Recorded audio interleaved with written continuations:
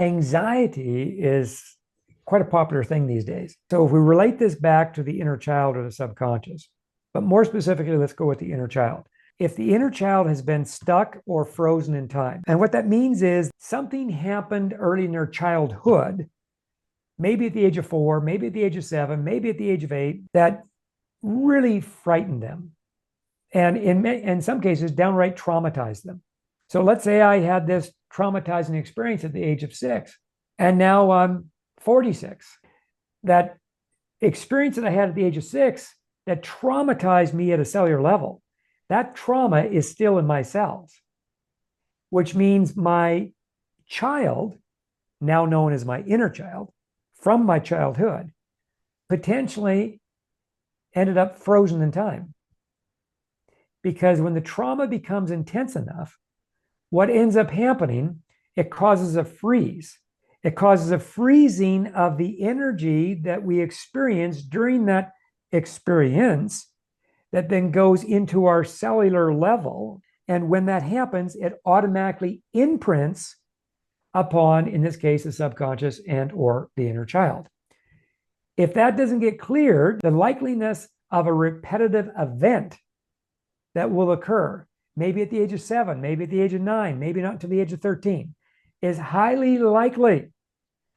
When the next event happens, and maybe not with the exact same person that I had this traumatic experience with, when that next event happens, nonetheless, it translates into trauma, a traumatization of the cells that make up your physical form, which then further reinforces the imprint on the original imprint, which in the healing world, we call this wounding, as in early childhood wounds.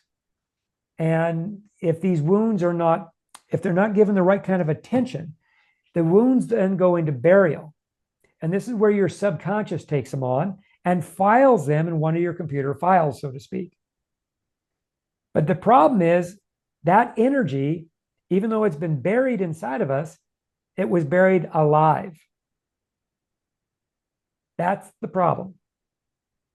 And so then over time, this energy starts to accumulate more. There's another law known as the law of accumulation. All energy of its like must accumulate more to itself. So now what happens? There's more of an accumulation over a period of time. So now the person's 27 years of age, and all of a sudden they feel like there's anxiety here, anxiety there, anxiety here. And then, of course, with what's going on at the world at large, on the main stage, if you watch your news channels, which I don't recommend you spend a lot of time on, or social media with the news channels, right? It looks like the world's going to hell in a handbasket. So that can further reinforce the anxiety. But the anxiety itself is all coming from within. The anxiety it's really a fear. It's now an inborn fear that the inner child is holding on to, and it's terrified to experience the next trauma. So now, because everything's got to manifest, it's got to manifest outward. What's inward's got to go outward.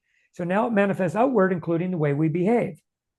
So now we behave where, the example you gave of these younger people, that they're afraid to go to the service station because they might choose the wrong type of gas. So it's an outward manifestation of what's going on inside. The anxiety that's producing, building in that of their brain, their neurosystem, is really coming from the inner child. The inner child is terrified. Well, when you have a terrified little boy or a terrified little girl that just simply frozen in time, meaning they got stuck. They got stuck at the age of 5 and there was no more growth for them. They got buried in consciousness. They got buried within the subconscious. There's no more growth.